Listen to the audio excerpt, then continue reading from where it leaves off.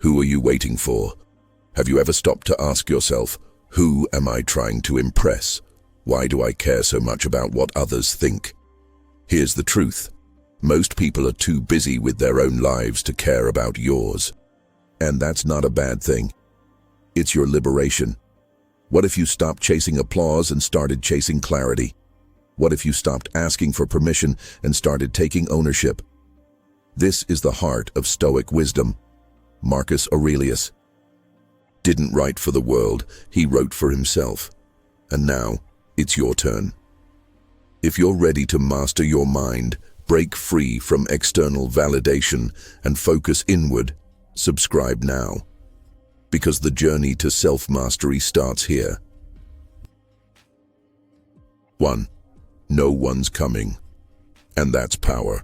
Nobody's coming to save you. Let that sink in, not as a statement of despair, but as a powerful realization. There will be no cavalry charging over the hill, no mentor stepping in at the perfect moment, no miraculous intervention to pull you out of your circumstances. The truth, stripped of illusions, is that the responsibility for your life rests squarely on your shoulders. And while that can feel like a burden at first, it's actually one of the most empowering ideas you can embrace. The Stoics understood this deeply. Marcus Aurelius, emperor of Rome and philosopher, wrote to himself as a form of mental training. In his meditations, he often reminded himself that the only thing he truly controlled was his own mind, his reactions, his perceptions, and his decisions. Everything else was outside his domain. Fortune, fame, the opinions of others, even his own health, these could not be counted on. But his inner life, that was his kingdom. To fully internalize this is to take the first step toward genuine freedom. Because if you stop waiting for someone to notice your struggles, stop hoping that the world will deliver justice or kindness on schedule, you also stop waiting to begin. You stop delaying your growth. You stop assigning responsibility for your life to someone else. We grow up in a culture that subtly, and sometimes overtly, encourages the belief that someone will come fix it. As children, it's our parents. As students, it's our teachers. As adults, maybe it's a partner, a boss, a friend. We wait for someone to validate us, support us, rescue us. But over time, it becomes clear, while support may come and go, no one is obligated to care about your journey as much as you are. No one else will prioritize your healing, your goals, your discipline. That's your work. That's your calling. And here's the hidden power in that. When you take ownership of your journey, you no longer need to wait. You don't need permission. You don't need applause. You don't even need to be understood. This is not cynicism, it's clarity. There's immense dignity in showing up for yourself day after day without needing recognition. There's power in saying, even if no one sees me, I'll keep going. Even if no one helps me, I'll find a way. In a world obsessed with external validation, likes, followers, attention, choosing to act without it is revolutionary. It's what makes you resilient. It's what turns pain into power. And it's how legacies are quietly built, not with fanfare, but with persistence. So, no one's coming. But once you realize that, you also realize something else. You are already enough to begin. You don't need rescuing. You need responsibility. You don't need a savior. You need strategy. You don't need a miracle. You need movement. Your mind is your fortress. Your actions are your legacy. Your discipline is your guide. Start there. 2. The phantom audience. We live like we're on stage. We scroll through life with the silent belief that someone is watching, judging, taking mental notes on our failures, our successes, our awkward moments. This imagined audience, a phantom, crowd of critics and observers, can haunt every decision we make. It whispers, what will they think before we act? It asks, will they approve? Before we speak. But here's the truth. Most people aren't paying attention. The majority are too consumed with their own lives, their own problems, their own insecurities.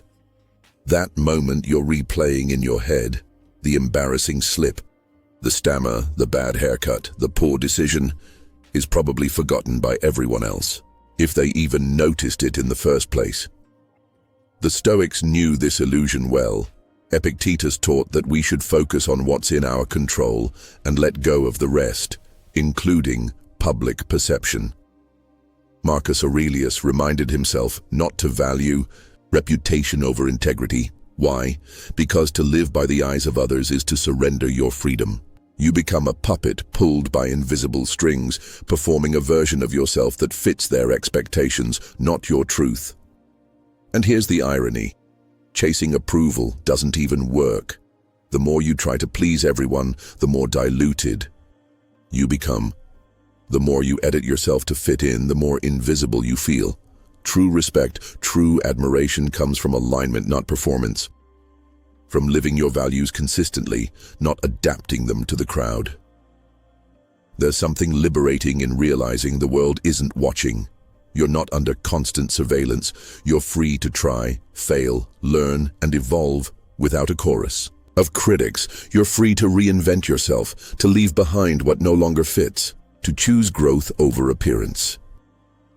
This doesn't mean you stop caring altogether, but it means you stop letting imagined judgment define your path. You become your own audience.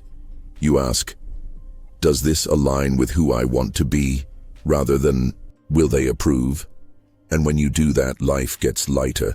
You take risks more easily, you speak more honestly, you fail faster and recover quicker, because the burden of performance is gone. You're no longer acting, you're living. So, silence the phantom audience. Pull back the curtain and step off the stage. Be seen or not, applauded or not. What matters is that you're true to yourself. 3. Radical self-ownership. Life is not fair. That's not pessimism, it's reality. You weren't guaranteed success. You weren't promised happiness. You don't automatically deserve praise, wealth, or recognition. The world does not owe you anything, and the more you expect from it, the more disillusioned you become. Bitterness grows in the soil of unmet entitlement. But here's the Stoic response. Stop expecting. Start owning. The Stoic path is not one of passivity, but of fierce accountability. It means accepting that while you can't control everything, you can always control yourself, your effort, your discipline, your mindset. Epictetus said it best. It's not what happens to you, but how you react to it that matters. You may not choose your circumstances, but you always choose your response. And in that response lies your power. Radical self-ownership means taking responsibility for your choices without excuse. It means facing your failures without deflection. It means saying, this is my life, and I will shape it, instead of waiting for someone else to do the work. This isn't about blame. It's about agency. When something goes wrong, it's easy to point outward, to fault the system, the boss, the market, the weather, your upbringing. And sometimes those factors are real, but dwelling on what you can't change leaves you powerless. The Stoics teach that true strength is found in focusing only on what you can control. That means asking hard questions. Did I show up fully? Did I prepare? Did I act with integrity? Did I learn from this? When the answer is yes, you grow in confidence. When the answer is no, you grow in humility. Both are forms of strength. Character isn't built in comfort. It's forged in challenge. It's easy to act noble when life is going well. But when things fall apart, when you're overlooked, when your effort doesn't pay off, that's when your real values show. That's when accountability becomes a tool, not a punishment. Own your story. Own your patterns. Own your wins and your wounds. And in doing so, you become unshakable. Because once you accept that nothing is guaranteed, you're no longer shocked when life is hard. You're prepared, you're focused, you're grounded. The Stoics weren't trying to escape life's hardships. They were training to face them with clarity, courage, and composure. So don't wait for life to become fair. Make yourself stronger. Don't wait for the path to be easy. Become better equipped. Don't wait for permission. Begin where you are, with what you have, and take ownership of everything within your reach. That's where growth lives. That's where greatness begins. 4. Master the inner fortress. The only territory you truly own is your mind. It cannot be seized by others unless you give it away willingly. And yet, this most personal of all spaces is often the one we guard the least. We secure our homes with locks and our digital lives with passwords, but we leave our thoughts wide open to invasion by fear, distraction, anger, and doubt. That's where Stoic philosophy steps in, not with empty promises of control, but with a timeless blueprint for reclaiming the stronghold of the self. To the Stoics, the mind is a fortress, but not one of cold stone walls. It is dynamic, alive, and powerful. Marcus Aurelius, a Roman emperor and perhaps the most famous of the Stoic philosophers, understood this better than anyone. Amid the chaos of political life and constant warfare, he still found time to journal and reflect daily. His meditations were never intended for others. They were blueprints for maintaining internal clarity in a world of noise. The Stoics did not pretend the outside world was tame. They knew it was brutal, unpredictable, and often unjust. But they taught that we must anchor our peace in what we can control: our perception, our judgments, and our responses. This is the first lesson in mastering the inner fortress. You do not need to dominate the world, only your reactions to it. Most people let their minds become a battleground of unchecked thoughts. They are pulled in every direction by external events. A bad comment from a coworker, a news headline, or even a gloomy sky can ruin their entire day. This is the sign of a weak fortress, unguarded and overrun. To take control, you must begin training your mind like a muscle. Training begins with awareness. Start by observing your thoughts, especially during moments of stress. Don't judge them, just notice them. When something upsets you, pause and ask, what story am I telling myself about this situation? You'll often find that it's not the event itself that's disturbing you, but your interpretation of it. This is the Stoic method of reframing. Suppose you fail at something important, a business venture, a job interview, a relationship. A fragile mind interprets this as personal failure. A disciplined mind sees it as a lesson, an opportunity to strengthen character, and a test of endurance. The event is the same, but the meaning you assign to it changes everything. Another powerful tool for fortifying the mind is silence. We live in a time where noise is constant. Phones buzzing, notifications blinking, media blaring. Solitude and silence have become rare luxuries. But silence is where reflection happens. It is in silence that you hear your own thoughts clearly, unclouded by the chatter of the world. Practicing stillness each day, even for a few minutes, can be transformative. In this quiet space, you come face to face with your fears and desires. You begin to see which thoughts are rooted in truth and which are simply reactions conditioned by habit or society. It's not easy, but it's essential. The greatest warriors are not those who conquer lands, but those who conquer their own inner chaos. Importantly, Stoicism does not teach you to suppress emotions or pretend to be unaffected. That would be a distortion of the philosophy. Emotions will arise. Fear, anger, sadness, joy, these are natural. What Stoicism teaches is that your reaction to those emotions is where your power lies. You can feel fear, yet act with courage. You can feel anger, yet respond with restraint. You are not your first reaction. You are the space between stimulus and response. And in that space lies your freedom. When you master your inner fortress, you become unshakable. Not because life stops being hard, but because you stop being ruled by every emotional gust that blows through. You become still, calm, deliberate. And from that place of groundedness, you can act with clarity, kindness, and strength, even in the midst of chaos. 5. Solitude, not isolation.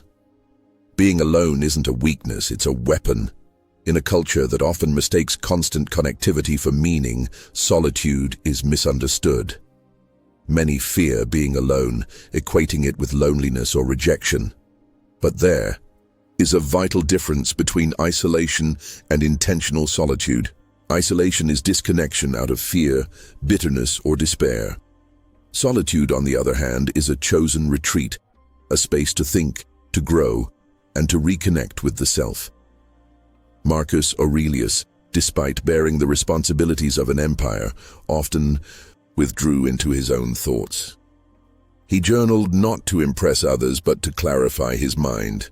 He knew that clarity did not emerge in crowded rooms or noisy conversations. It emerged in the stillness of solitude. In the quiet moments when the soul is undisturbed, truth rises to the surface. The modern world leaves little room for this. Notifications, social media, and the 24/7 news cycle create a constant buzz that keeps us from ever being truly alone with ourselves. But the absence of solitude means the absence of reflection. And without reflection, growth becomes impossible. Intentional solitude allows you to pause the world and ask deep questions. What am I doing with my life? Am I living in alignment with my values? What am I afraid to confront? These are not questions that arise when we are distracted. They only appear when the noise fades. And they are necessary questions. Without them, we remain on autopilot, driven not by wisdom, but by impulse and social conditioning. However, solitude must not become an escape from life. The Stoics were clear about this. Solitude is meant to prepare you for engagement, not to avoid it. It's where you refine your thoughts, strengthen your values, and return to the world more rooted than before. Use solitude to examine your assumptions, to question your habits, to revisit your priorities. When you spend time alone deliberately, you sharpen your awareness of what truly matters. You begin to recognize which relationships nourish your spirit and which merely distract you from your path. Importantly, being alone also teaches self-sufficiency. You discover that your worth is not dependent on external validation. You learn to enjoy your own company and to trust your inner voice. This is what the Stoics meant by autonomy, the ability to stand strong in your principles even if no one else stands with you. The greatest transformations don't occur when others are watching. They happen quietly, in the still hours of the morning, in the pages of a private journal, in long walks without music or conversation. The seeds of change are planted in silence. When you embrace solitude, you build an inner compass. You become less reactive, less swayed by the opinions of others. You start to act from intention rather than compulsion. This doesn't mean you isolate yourself from the world, but rather, you stop needing it to define you. In the end, solitude is not the enemy of connection, it is its foundation. Only when you truly know yourself can you bring your full presence into relationships, work, and service. Solitude strengthens your inner clarity so that when you return to the world, you do so with focus, peace, and authenticity. So seek solitude, not to run from life, but to return to it with greater strength. The path is yours. Forget being understood. Forget being liked. Understand yourself, like yourself. You weren't made to fit in, you were made to rise. And that rise won't be loud, it won't be seen, but it will be real. So stop waiting, stop wishing, start doing, because nobody cares. And that's exactly why you should. Subscribe for more Stoic wisdom. Your transformation starts within.